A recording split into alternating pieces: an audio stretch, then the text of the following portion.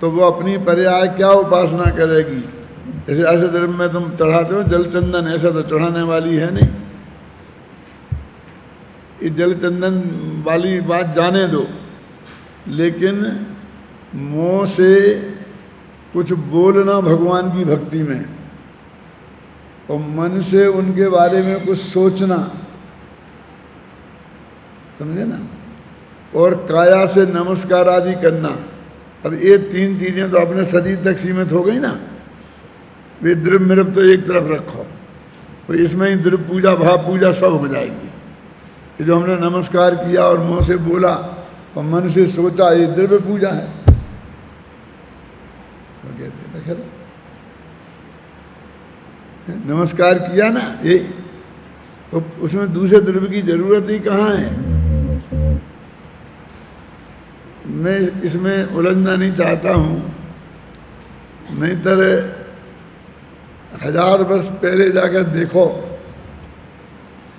तो हमारे यहाँ ये पूजन नाम की चीज का कहीं नाम और निशान दिखाई नहीं देता। क्या बस वे समुद्र भद्र के स्तोत्र हैं कि वे कुंद कुंद की सिद्ध भक्तियाँ, आचार्य भक्ति, उपाध्याय भक्तियाँ हैं, बस वे ही हैं। बस वही हो गई ना कि वचन से स्तुतियाँ करना, काया से नमस्कार करना और मन से उनके गुणों के चिंतन करना, वही भक्ति थी। ये धीरे धीरे जब से ये भक्ति हमारे साहित्य दिखाई देता है और तभी से भट्टारकों का उदय हुआ। अब मैं इसमें लंबाना नहीं चाहता हूँ, मोटी मोटी बात समझ लेना। यहाँ तो ये कह रहे हैं कि यहाँ अभी और कोई बात ही नहीं है दूसरी। निश्चय क्या है? अपने भगवान आत्मा, उसकी उपासना माने उसका ज्ञान, दर्शन, ज्ञान, चारित्र, उसका ध्यान, ज्ञान, उसमें श्रद्धा, उसी में लीनता करना और उसी का जानना। ये दर्शन, ज्ञान, चारित्र हो गए, ये व्यवहार हो गया 3 होने से, और वो आत्मा की उपासना करो, ये निश्चय हो गया। अब वो दर्शन, ज्ञान, चारित्र वहाँ थे ना, वो जो 7वीं गाथा में कहा था, नवीनानम न चरित्रम। अब वही 3 चीजें यहाँ पर उपास्य उपासक भाव में आ गई। तो वो ये कहते हैं कि तुम ये आत्मा की उपासना करो, ये निश्चय था, और तुम ये कह देते हम आत्मा की उपासना करते। बात तो ऐसी ही है, लेकिन अब अज्ञानी शिष्य भी बहुत है ना, तो वे कहते हैं कि आत्मा की उपासना में हम करें क्या? हमें तो प्रैक्टिकल बताओ। तुमने कह दी आत्मा की उपासना करो, हम क्या करें? ऐसे ही बैठ के रह जाए। जैसे कोई नहीं जानता है पूजा करना क्या है, ये नहीं जानता है, तो उससे कहो भैया पूजा करो। सुनो कि पूजा करो, तो वो कहते पूजा में क्या करें ये बताओ, तो हम करेंगे। फिर उसे बताते हैं पूजन के 5 अंग होते हैं, क्या? आह्वान, निष्ठापन, सन्निधिकरण, पूजन, विसर्जन है। और फिर बताते हैं आह्वान में ऐसा करो, फिर ऐसे ऐसे हाथ करो, ये करो, वो करो, फिर लंबी चौड़ी ट्रेनिंग देते हैं, और वो सब ट्रेन में एक से एक बढ़िया ट्रेन हो जाते हैं। क्यों? और बढ़िया पूजन कराते हैं और पंडित बन जाते हैं देश में। समझे ना? अब ये कहते हैं कि वो तुम्हें आत्मा की उपासना में हम क्या करें ये बताओ। तो उन्होंने कहा कुछ नहीं करना है, उस आत्मा को जानो, उस आत्मा में भरोसा करो कि यही मैं हूँ, और उसे जानते रहो। ध्यान माने जानते रहो, और क्या करना। वो ध्यान कहना नहीं चाहता मैं, क्यों? कि फिर वो रीढ़ की हड्डी सीधी आ जाती है, नाक आ जाती है, तो ऐसे अकड़ के बैठना आ जाता है। ध्यान कहते ही हमारे दिमाग में एक मुद्रा आ जाती है। क्यों? अभी सारे क्रियाकांड जो हमने पूजन में विकसित कर लिए हैं, ध्यान में भी विकसित कर लिए हैं। फिर ज्ञान, तो ज्ञान में भी कर लिए हैं कि पढ़ो, बैठ के करो। हमने हर एक में क्रियाकांड विकसित कर लिया है, जबकि क्रियाकांड का कोई काम ही नहीं है। और उसमें देह की क्रिया शामिल हो जाती है, वाणी की क्रिया शामिल हो जाती है, ये तो कहते हैं इसमें कुछ नहीं, ज्ञान दर्शन चारित्र 3 गुण हैं आत्मा के, और आत्मा है अखंड। अब उसको जानना देखना, ये प्योर आत्मा ही आत्मा में है, ये बाह्य साधन में कोई इसमें जन्मवाद भी जरूरत नहीं है। तो भाई तुम्हें एक कही क्यों, तो इतना ही कहते आत्मा की उपासना करो। कि हम तो इतना ही कहते, लेकिन सामने वाला कहता है आत्मा की उपासना में क्या करें बताओ, तो हमें कहना पड़ता आत्मा को जानो, आत्मा का विश्वास करो कि है वो और मैं ही हूं और कोई नहीं, और उसी को जानते रहो, मन चारित्र मन ध्यान धरो, उसमें लीन हो। तो ये हमें बताना पड़ा, तो उसे हमें कहना पड़ा दर्शन ज्ञान चारित्र को का सेवन करो। उसमें कहा था उपासना करो और इसमें कहा था सेवन करो। अब क्रिया 2 नहीं करनी है, तो क्रिया एक ही है, माने उपासना भी उसी का नाम है और दर्शन ज्ञान चारित्र का सेवन भी उसी का नाम है। ख्याल में आ गया? तो 15वें कलश में कहा आत्मा की उपासना करो और 16वीं गाथा में कहा दर्शन ज्ञान चारित्र का सेवन करो। और फिर नीचे उसकी टीका में इस बात को उन्होंने समझा दिया कि यही दोनों एक ही चीजें हैं, 2 नहीं हैं। तो फिर उन्होंने कहा कि दर्शन ज्ञान चारित्र का सेवन तो है व्यवहार। अब सुनना, अब ये कलशों की भूमिका बन रही है, और आत्मा की उपासना है निश्चय। तो इसमें निश्चय और व्यवहार 2 हो गए। तो क्या करें, 2 ही करें कि एक 2 ही करो, वो हो गया प्रमाण।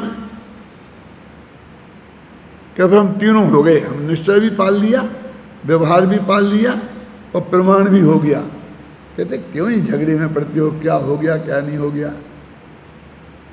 एक आत्मा की उपासना करो ना, दर्शन ज्ञान चारित्र का सेवन करो ना, इतना कह दिया ना, झगड़े में क्यों पड़ते हो। बस इतनी सी बात इन कलशों में कही है।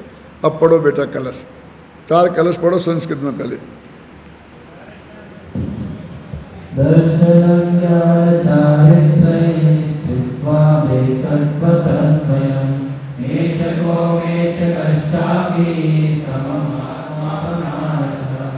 दर्शन ज्ञान चारित्रैः स्थिरीकरणतत्त्वतः एकोऽपि दृष्ट्वात्वात् व्यवहारेण मेचकः परमार्थेन तु ज्ञातत्वज्योतिषैकः सर्वभावान्तरध्वंसी स्वात्मादमेचकः आत्मा शिल्पयैवालं मेचकामेचकत्वयो दर्शन ज्ञान चारित्रैः साध्यसिद्धेन चान्यथा।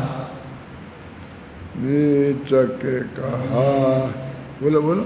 मेचक कहारे आत्मार्ग ज्ञान आचरण से एक निज परमात्मा है अमेचक बस स्वयं से परमाण से मेचक अमेचक एक ही क्षण में आयत अलौकिक मर्म भेदी वाक्य दिन भरने का आत्मा है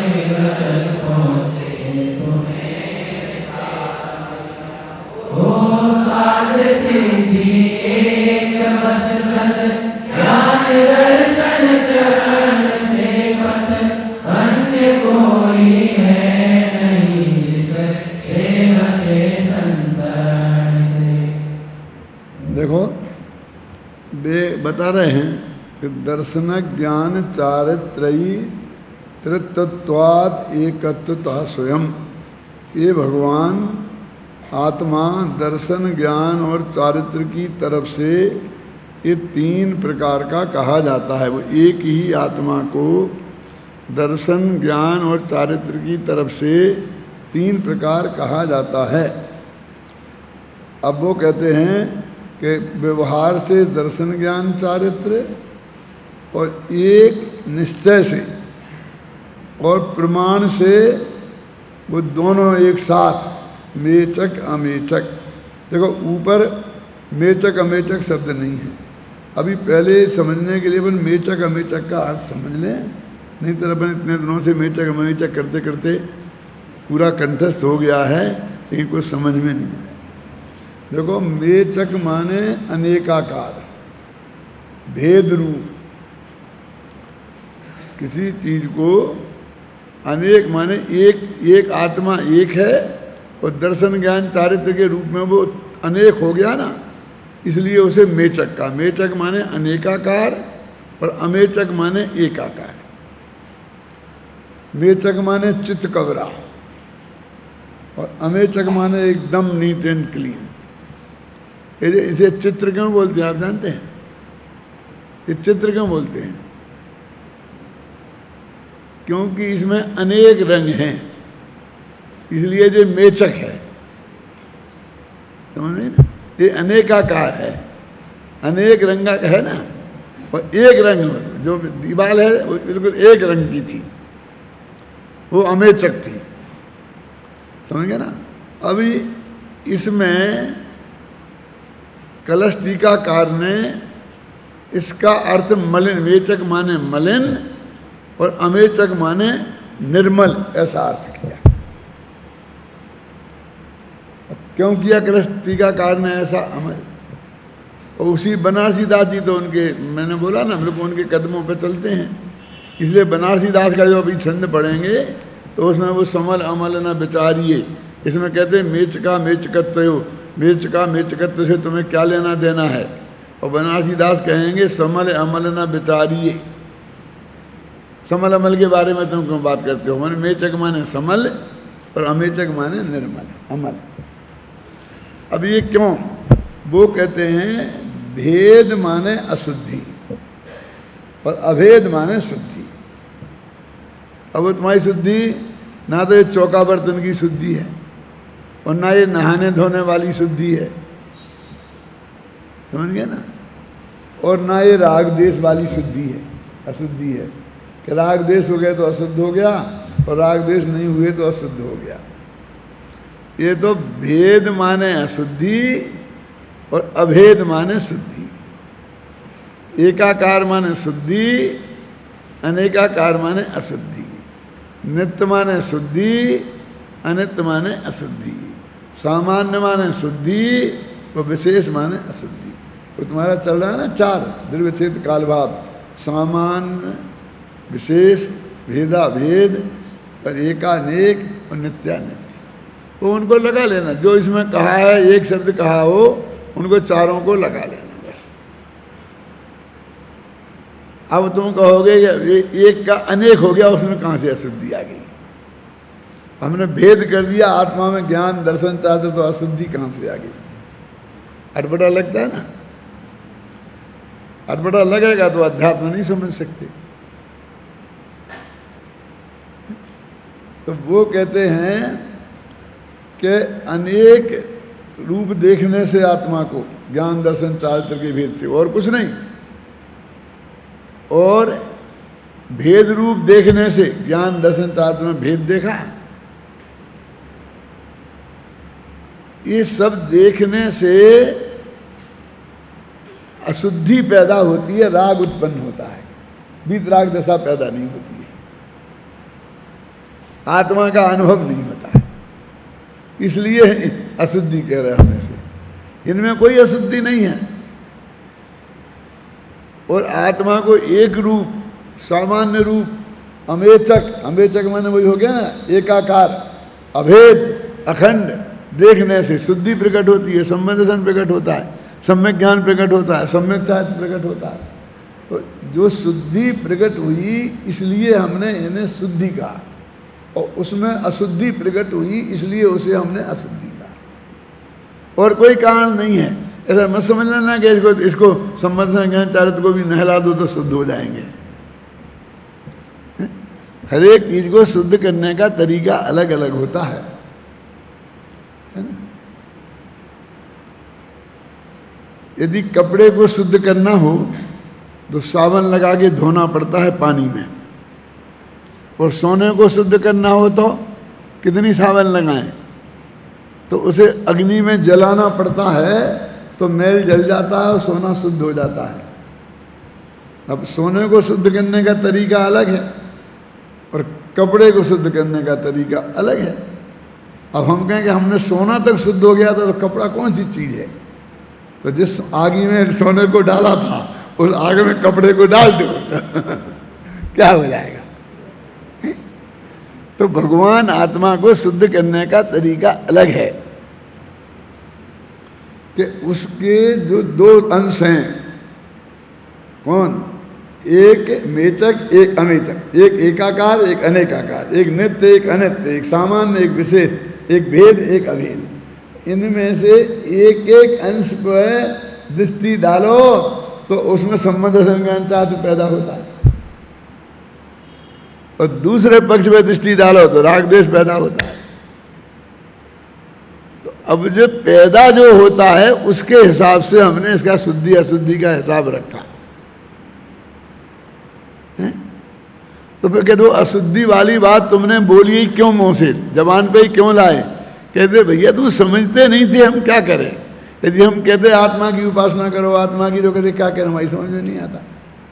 अब कहा कि आत्मा को जानो, आत्मा को देखो, आत्मा में अपनापन करो, आत्मा का ध्यान करो, आत्मा को जानते रहो। तो अब कुछ समझ में आया कि कुछ करने की बात। तो ये समझाने के लिए हमें भेद करना बहुत जरूरी है। यदि ये नहीं होता जरूरी तो हम करते ही नहीं। तो अब हम क्या करेंगे? तुम समझ लो कि निश्चय से अकेले आत्मा की उपासना करना है, और व्यवहार से दर्शन ज्ञान चारित्र की उपासना करना है, और प्रमाण से दोनों की उपासना करना है। कैसे तुमने तीन तीन काम बता दिए कि एक ही काम में तीनों हो जाएंगे, कुछ करना नहीं है। माँ के बेटा, दादी के पोता और मामा के भांजा, एक ही बच्चा पैदा हो जाएगा, उसमें तीनों काम हो जाएंगे। तीन बच्चों की जरूरत नहीं है। अब देखो पढ़ो कि वही आत्मा दर्शन ज्ञान चारित्र के भेद करने से मेचक है, और वैसे एक है अमेचक है, और प्रमाण से देखो एक ही समय में देखो ना, तो वो मेचक भी है और अमेचक भी है। अब देखो गजब की बात है, हम क्या समझते हैं कि हमको जब एक पक्ष देखना होगा, शांति जी आप भी ध्यान से सुनना, तो हमें दूसरे पक्ष को गौण करना ही पड़ेगा, क्योंकि दोनों परस्पर विरुद्ध हैं। क्या व्यवहार देखेंगे तो निश्चय का गुण हो जाएगा, निश्चय देखेंगे तो व्यवहार का। लेकिन नहीं, प्रमाण एक ऐसी चीज है कि उन दोनों पक्षों को एक साथ देखा जा सकता है। ज्ञान में ऐसी सामर्थ्य है। तुम क्यों घबराते हो? लेकिन वैसी एकाग्रता प्रमाण में नहीं हो पाएगी, इसलिए तो प्रमाण को भी व्यवहार करके हे कह करके और फिर निश्चय नय की तरफ लाए। देखो अब इसका अपन हिंदी वाला छंद पढ़ते हैं तो आपको बहुत स्पष्ट हो जाएगी बात। मेचक कहा है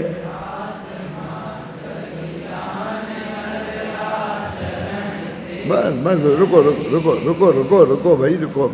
अब तो मुझे अर्थ समझाना है, तुम्हें गवानी गवाना थोड़ी है। आत्मा दृढ़ ज्ञान और आचरण से मेचक कहा है, माने अनेकाकार कहा है, यानी भेद रूप कहा है, यानी मलिन कहा है, यानी अशुद्धि का जनक कहा है। इतनी बातें समझ लें। है? मेचक कहा है आत्मा दृढ़ ज्ञान अरे आचरण से, कि इसमें व्यवहार से तो लिखा ही नहीं है।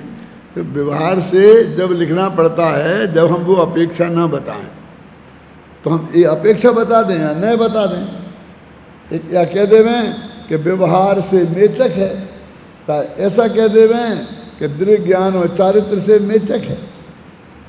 और दो ही कहना है तुम्हें नहीं लगता हो तो लगा लो ऊपर से तुम कि व्यवहार नय से दर्शन ज्ञान चारित्र की अपेक्षा आत्मा मेचक है। इसमें भी कोई दिक्कत नहीं है, तुम्हें इतने स्पष्ट रह जाता है मामला। तो छंद में तो इतनी जगह नहीं है, अब दो लेन की जगह 4 लेन का बना दिया, फिर भी बात तो कहनी थी ना। अब यह एक निज परमात्मा बस है अमेचक स्वयं से, यह ये परमात्मा दृढ़ ज्ञान दर्शन ज्ञान चारित्र की अपेक्षा से मेचक कहा है, और व्यवहार नय से और निश्चय से जो स्वयं की अपेक्षा देखें तो अमेचक है। और परमाण से मेचक अमेचक एक ही क्षण में आहा कहा नहीं। आश्चर्य ये है कि दोनों एक ही समय में है, सममात्मा है ना भैया। उसको तो कोई मेचक अमेचक एक साथ होने में तकलीफ है नहीं, तुम्हें देखने में तकलीफ थी तो कह दिया व्यवहार से ये देखो तो ये दिखेगा क्लियर, उसे गौण कर दो। निश्चय से ये देखो, इन्हें गौण कर दो, और दोनों एक साथ भी देख लो। यानी वो तो एक ही साथ मेचक और अमेचक दोनों, एकाकार भी और अनेकाकार भी है। माने अनंत गुणों का अभेद अखंड भी है और उन अनंत गुण रूप उनमें भिन्नता भी पड़ी है। ये दोनों चीजें उस वस्तु के स्वरूप में रहने में कोई दिक्कत नहीं है। फिर मेरे कमल मार्तंड वाले से यदि पूछेंगे तुम अपनी भाषा में कहो, कि सर्वासिद्धि वाले पूजपात स्वामी से कहें तो वे क्या कहेंगे कि भैया मेचक और अमेचक में किस बात का विरोध है? सह अवस्थान नामक विरोध है कि बद्ध घातक विरोध है? पढ़ा क्यों आया कि नहीं? है कर किन को ध्यान में हाथ उठाओ, एक हाथ तो उठाओ हाथ, किसी को ही पता नहीं है, सर्वासिद्धि में नहीं आया। अरे हमने तो पढ़ी थी 10-11 साल की उम्र में, तब का हमें याद है। देखो वो कहते हैं विरोध कई तरह का होता है। एक सह अवस्थान, सह अवस्थान माने दोनों एक साथ नहीं रह सकते। देखो गर्मी और सर्दी, ठंडक और गर्मी एक साथ नहीं रह सकते, बोलते हैं लोग में। सह अवस्थान नामक विरोध है। और एक होता है बद्ध घातक विरोध है कि ये तो बद्ध मारने लायक, ये घातक। तो वो बद्ध घातक दोनों बकरा और शेर एक साथ कैसे रह सकते हैं? क्योंकि उन्हें बद्ध घातक विरोध है।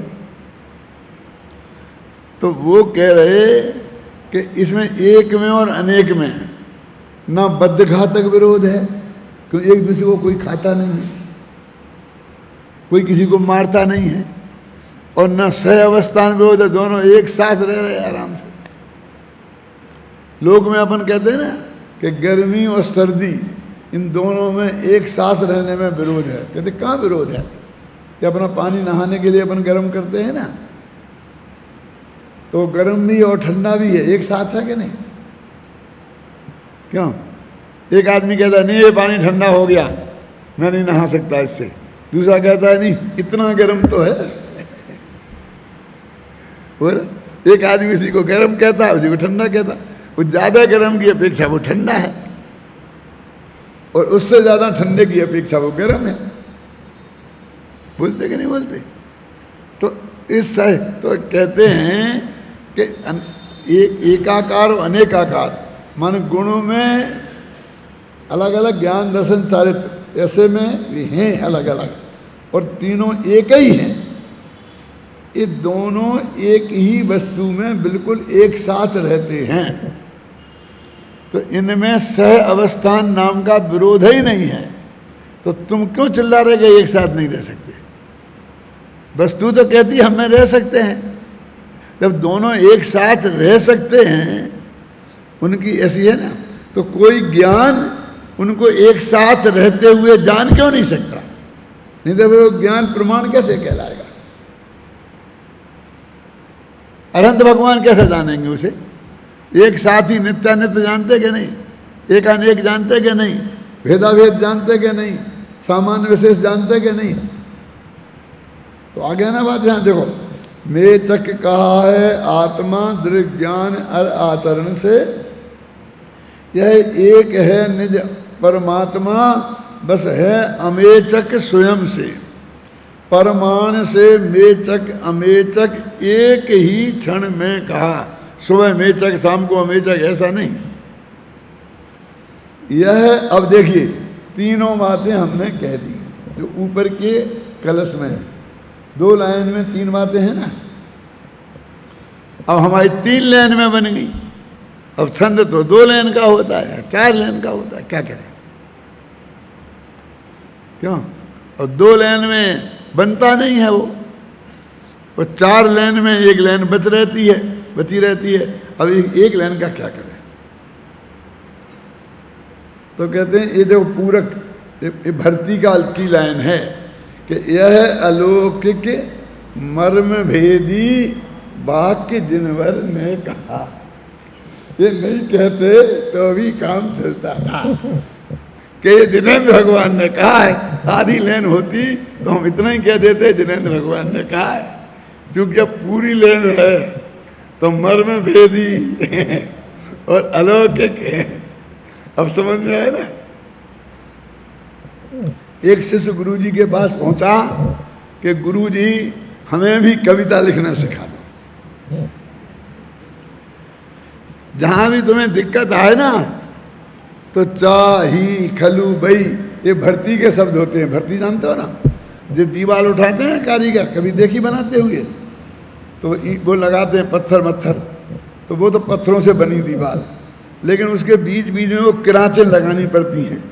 इतने छोटे छोटे पत्थरों के टुकड़े रहते हैं ना, वो कहीं गिर ना जाकर लगाना पड़ता, समझ गया ना? बीच में समझ में आई ना किरांचें? तो ऐसे ही कविता में भी कुछ भर्ती के शब्द होते हैं, वे किरांचें।